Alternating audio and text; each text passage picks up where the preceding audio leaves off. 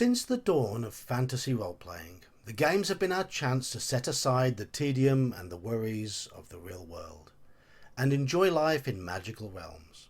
And no matter whether those realms have been based on Tolkien-style fantasy or mythology, or whether they have a more swords and sorcery feel akin to Conan's world or Lankmar, the effect has been the same: to stir the imagination and to portray ourselves as various characters with lives greatly different to those of our own.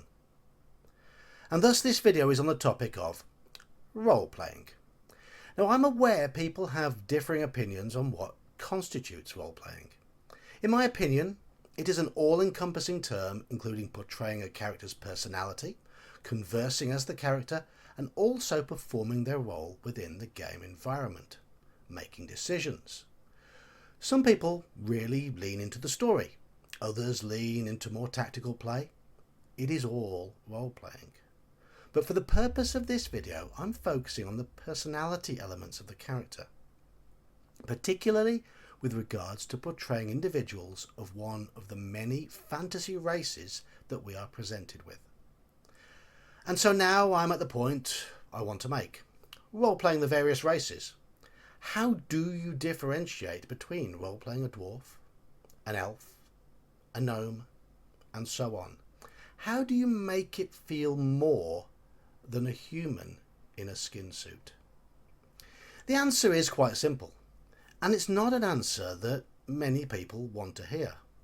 How do you make the different races feel distinct from one another?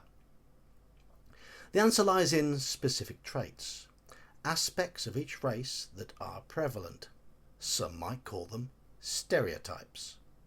And these need to be behavioural, because it is neither the token on the screen, nor the miniature on the table, nor the mechanics on the character that display the character of the PC.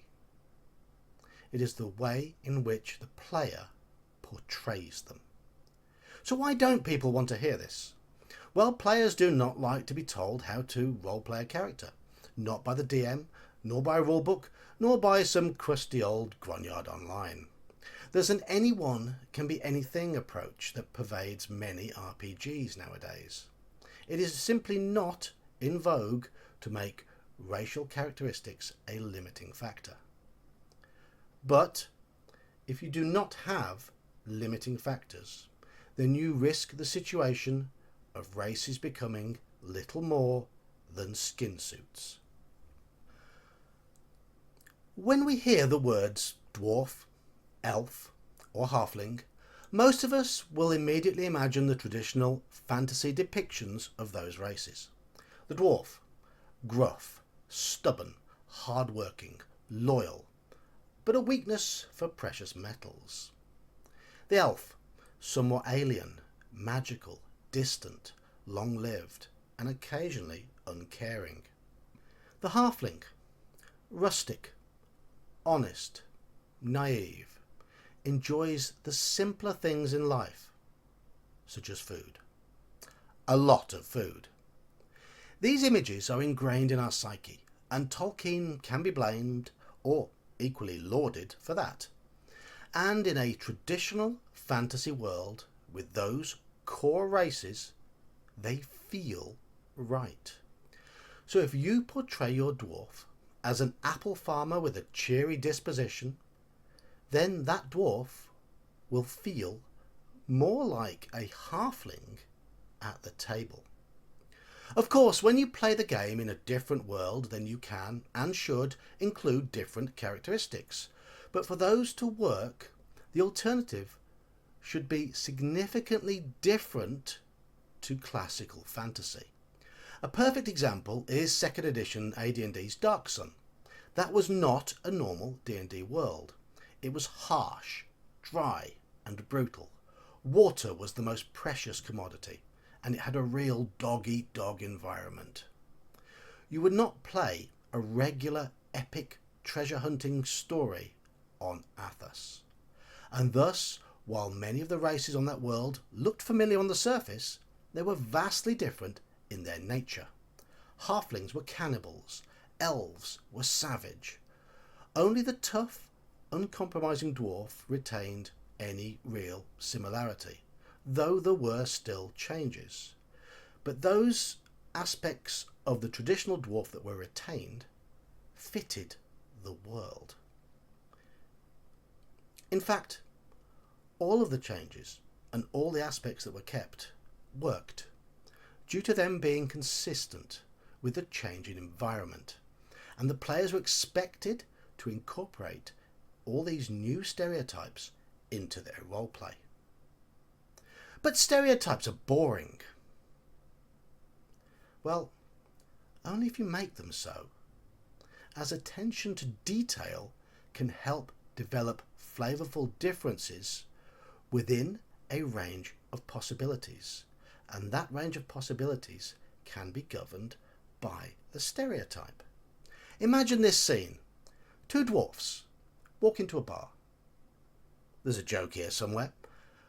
Which of the following is both more natural and more interesting, and also brings most flavour to the world?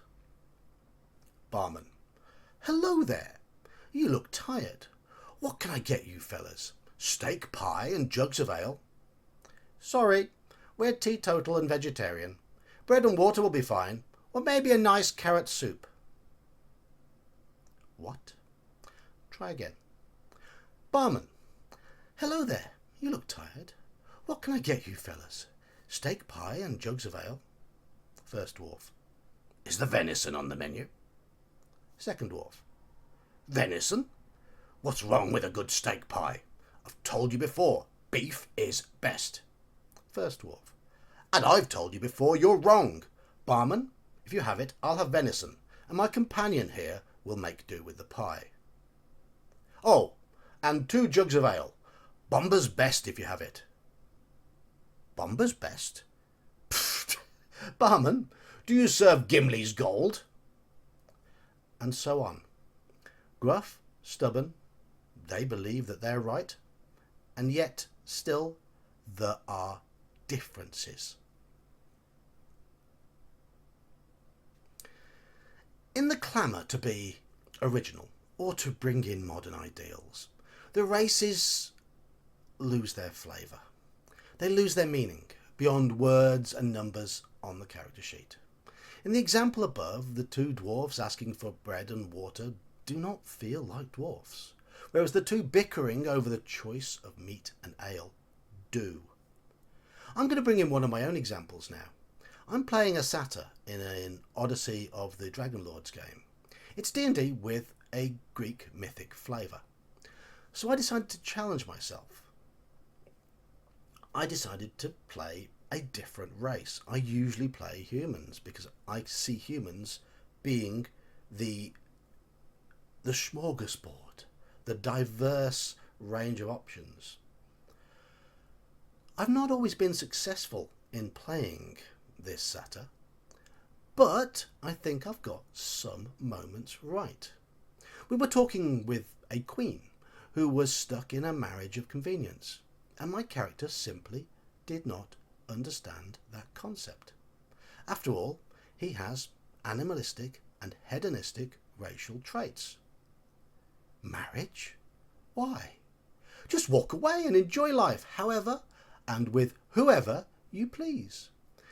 Physical encounters with the opposite sex serve 2 purposes: pleasure and breeding. Nothing more. In addition to that, I have him sleeping in stables, not caring about personal hygiene, misunderstanding manners and customs, and generally being something of a frivolous trickster.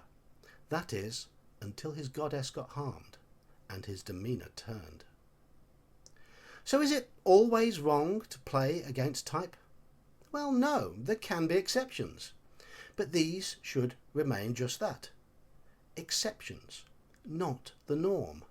And I lean towards the DM being the one to introduce and highlight those exceptions, not the players. It can create a talking point, which could lead to a plot hook. Why does that lone dwarf shave off his beard?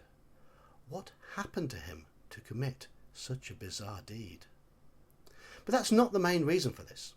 When you play a role-playing game, the PCs are the main focus. They get the most time in the spotlight, The majority of NPCs are side characters. Even ongoing NPCs are side characters. If all the party are exceptions, it normalizes those differences in the world because the PCs are the focus of the game. They are the ever-presents. The differences lose their impact in the game world, and it dilutes the race if the differences are always visible at the gaming table.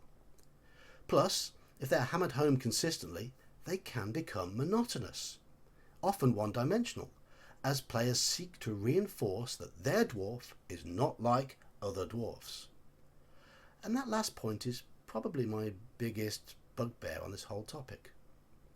Because when everyone is exceptional, nobody is. One of the greatest storylines in fantasy, in The Lord of the Rings, could not happen in the melting pot that is the Forgotten Realms.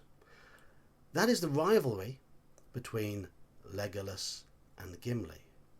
Those initial interactions, their growing respect as they endure hardships together, and their resulting friendship. That storyline works because they are different. Well, I've been the Old Geek. If you want to rant at me, please do so in the comments below. But until next time, see ya.